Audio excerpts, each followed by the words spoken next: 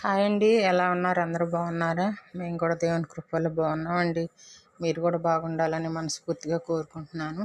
ఈరోజైతే ములక్కాయ కోడిగుడ్డు వండుకున్నాము మేము.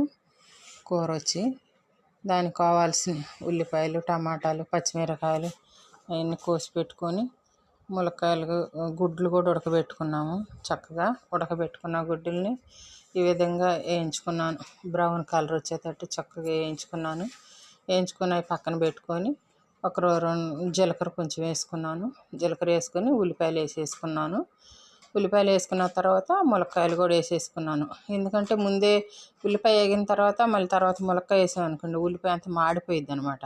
అందుకని నేను ఉల్లిపాయలు ములక్కాయలు రెండు కలిపే వేసుకుంటాను. వేసుకొని చక్కగా అట్టగా రెండు కలిసి ఇటు ములక్కాయ మగ్గిపోద్ది, అటు ఉల్లిపాయ వేగిద్ది అనమాట. చక్కగా అట్టగా రెండు రెండు రెబ్బలు వెల్లుల్లిపాయలు నలగొట్టి వేసుకున్నాను అనమాట. అక్కడ చక్కగా ములక్కాయ మగ్గింది, ఉల్లిపాయ కూడా శుభ్రంగా వేగింది. కోసి పెట్టుకున్న టమాటా ముక్కలు వేసుకున్నాను. అక్కడ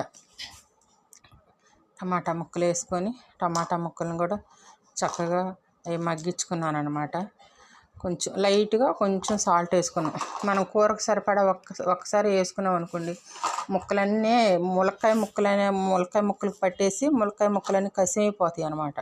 అందుకని కొంచెం వేసుకుంటా. కారం వేసుకున్నాను. మళ్ళీ తర్వాత కొంచెం ఉప్పు వేసుకున్నాను. ఇంకే విధంగా అది ఉప్పు కారం కలదిప్పుకున్నాను. చక్కగా ములక్కాయ ముక్కలు చితక్కోకుండా చక్కగా మగ్గించుకున్నాను అనమాట. తర్వాత కొంచెం నీళ్ళు వేసుకున్నాను. కూరకు సరిపడా కొంచెం నీళ్ళు వేసుకొని ఆ విధంగా కలదిప్పుకుంటున్నాను. తర్వాత గుడ్లు కూడా ఉడకబెట్టుకొని వేయించుకున్న గుడ్లను కూడా చక్కగా గుడ్లు వేసేసుకున్నాను అనమాట. చక్కగా కూర చక్కగా ఉడికిందనమాట. నేనైతే ఈ విధంగా వండుకుంటానండి. చక్కగా మీరు ఎట్ట వండుకుంటారు? సరేనండి, మీకు నచ్చినట్లయితే మీరు కూడా ఈ విధంగా వండుకోండి. సరే, బాయ్ అండి.